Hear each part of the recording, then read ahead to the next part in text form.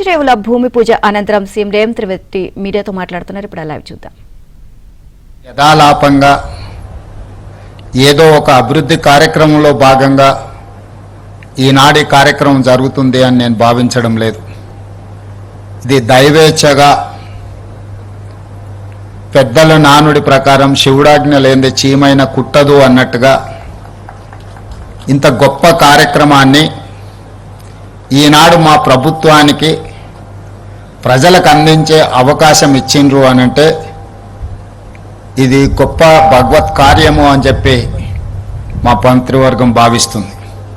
ఈనాడు దాదాపుగా 8 ఎకరాలలో 700 కోట్ల రూపాయలతో 1400 సంవత్సరాల పురాతనమైన ఆలయం ఆనాటి రాచకూటల నుంచి 800 సంవత్సరాల క్రితం కాకతీయుల వరకు ఈ ప్రాంతాన్ని సందర్శించడం, ఈ ప్రాంతంలో యోగులు ఇక్కడ తపస్సు చేయడం, ఈ ప్రాంతానికి ఒక గొప్ప చరిత్ర ఉన్నది.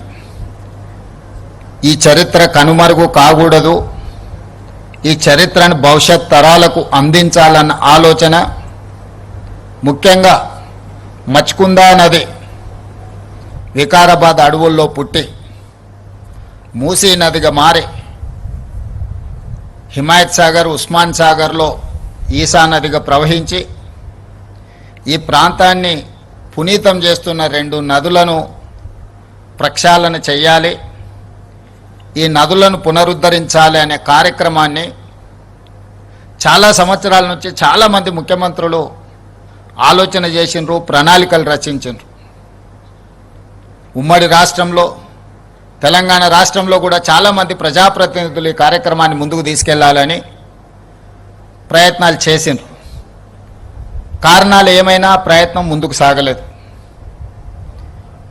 నేను మా మిత్రులు భట్టి విక్రమార్క గారితో మాట్లాడుతున్నప్పుడు వారు అన్నారు, ఇన్ని ఆటంకాలు వచ్చి ఇన్ని శతాబ్దాల యొక్క చరిత్రను పునరుద్ధరించే అవకాశం మనకు దక్కింది అని అంటే చరిత్రలో మనం ఒక మంచి పని చేసే అవకాశం ఈ జన్మలో మనకు దక్కినట్టుగా మనం భావించాలి.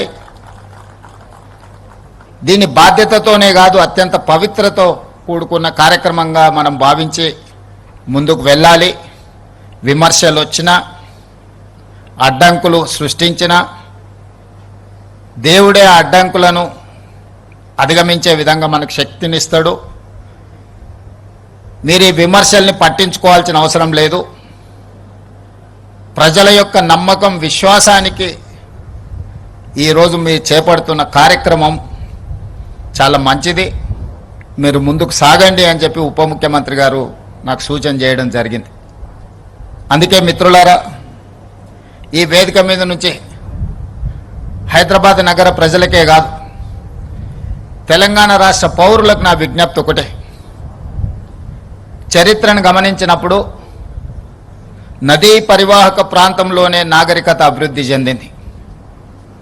సముద్రాల చెంతనే వ్యాపార కేంద్రాలుగా రాణించినాయి. ఈరోజు ఎక్కడైతే సముద్రం ఉందో సముద్రం పక్కన ఉన్న నగరాలన్నీ కూడా గొప్ప గొప్ప వ్యాపార కేంద్రాలుగా మారినాయి. ఉమ్మడి రాష్ట్రంలో విశాఖపట్నమైనా తీసుకోండి, ఈనాడు నెల్లూరు ప్రాంతంలో కృష్ణపట్నం పోర్టునైనా తీసుకోండి, దేశంలో ఎక్కడైనా మీరు చూడండి, కలకత్తా నగరాలు కానీ, ముంబై నగరం కానీ, చెన్నై నగరం కానీ, ఏ నగరాన్ని తీసుకున్నా సముద్రపు ఒడ్డున్న నగరాలు, రాష్ట్రాలే అంతంత గొప్పగా రాణించడం జరిగింది. ఆర్థిక అభివృద్ధి జరిగింది.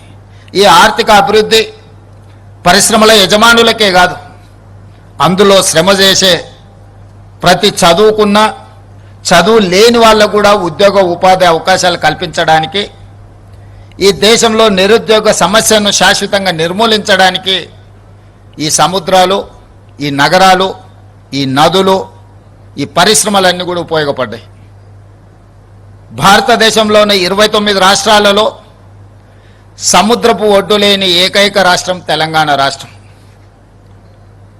మనకు అన్నీ ఉన్నా సముద్రపు ఒడ్డు లేకపోవడం, మనకు కృష్ణా, గోదావరి, అదేవిధంగా మూసి, ఈసా నదులు ఉన్న ఈ నదులను సరైన విధంగా ఒడిసి పట్టుకుపోవడం వల్ల, ఈ నదీ జలాలను సరైన విధంగా వినియోగించుకోకపోవడం వల్ల కొన్ని తరాలు నష్టపోయినాయి. వీటిని వినియోగించకపోతే పర్వాలేదు, కానీ వీటిని కలుషితం చేసి కాలుష్యం వెదజల్లే పరిశ్రమలుగా ఈ నదులను మనం తయారు చేసినాం.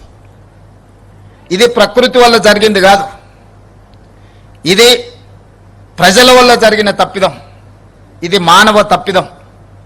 ఈ మానవ తప్పిదాన్ని తెలిసో తెలియకనో, ఆనాడు పరిస్థితులు లేకనో ఈ తప్పిదాలకు పాల్పడడం వల్ల గొప్ప చరిత్ర కలిగిన హైదరాబాదు నగరమే కనుమరుగయ్యే పరిస్థితులు ఈనాడు దాపురించినాయి. దీనికి ఉదాహరణే ఢిల్లీ నగరం. ఢిల్లీ రాజకీయ కేంద్రం. ప్రధానమంత్రి, రాష్ట్రపతి, పార్లమెంటు భవనాల నుంచి సుప్రీంకోర్టు